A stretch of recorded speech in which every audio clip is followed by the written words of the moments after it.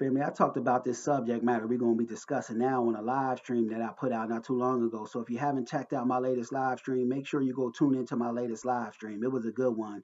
And this particular subject matter just didn't sit right with me at the end of the day. It didn't sit right with my gut. So I said to myself, let me go on ahead and put out a pre recorded video so I can elaborate and discuss this topic a little bit more. And that is these black Brits running around, tethers claiming that, soul food ain't exclusive to America, that they got their own version of soul food, which couldn't be further from the truth and is a bold-faced lie at the end of the day. And this is exactly what we talking about and speaking about when we talk about tethers and people coming amongst us seeking to steal, lie, and remove us as foundational black Americans from our history and legacy, all while placing themselves into our story. And I think it's a direct attack on our FBA FreedMen lineage coming down from the top, an agenda seeking to Africanize us, all while removing us from our history. Because truth be told, they know that they don't owe Africans, but they do owe foundational black Americans a debt which is cash reparations, and we ain't no generic Africans as foundational black Americans, we're a unique group. We had an ethnogenesis here on American soil, and that group would go on to become foundational black Americans. And I think it's important that we get out here in front of these lies because the more a lie is able to fester, it's able to become the truth.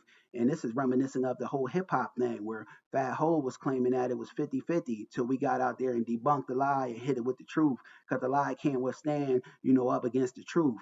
And, this is why I'm out here, putting this video out to, dissipate the energy of that lie of these tethered women, black Brits, claiming that soul food ain't exclusive to America, that they got their own version of soul food. And by definition, these tethers were debunking themselves. They just was too stupid to know it because soul, by definition, soul food is meaning soul people. And we as foundational black Americans were the only people considered the people with soul because they knew the authenticity, the creativeness, and the rhythm we had as foundational black Americans. We were able to take nothing and turn it into something, which brings me to my next point of how soul food was created. It was created through our hardships, trials, and struggles of being in slavery and bondage. We had to take, the Lord we was given and make something out of it in all actuality. So I got the lies, the video rather on these lies that these tethers is running around putting out here, and we're going to walk through it and talk about it how we normally do, family, and debunk what these tethers is running around saying. Fair use.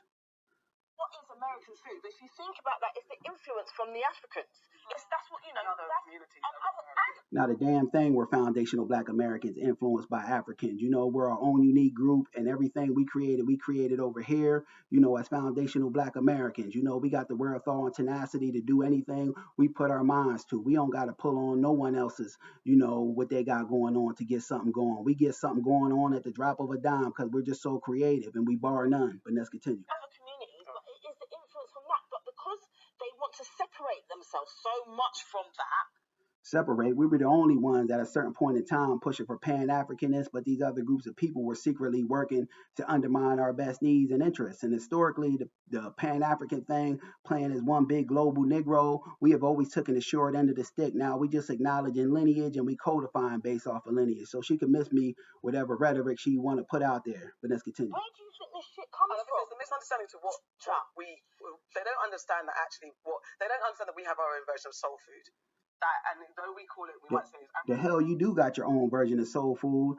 Soul food is exclusive to foundational black Americans. We created that here out of our own struggles and hardships we were going through at the time, which is slavery. We took nothing and turned it into something, in order to feed and sustain our people. But let's continue. Nigerian food, Ghanaian food, Caribbean food, Canadian food, and traditional dishes. We have soul food over here. Soul food isn't exclusive to America. We just don't call it soul food. Yeah. But again, it's about education. If you haven't had these conversations, you're going to ask these questions.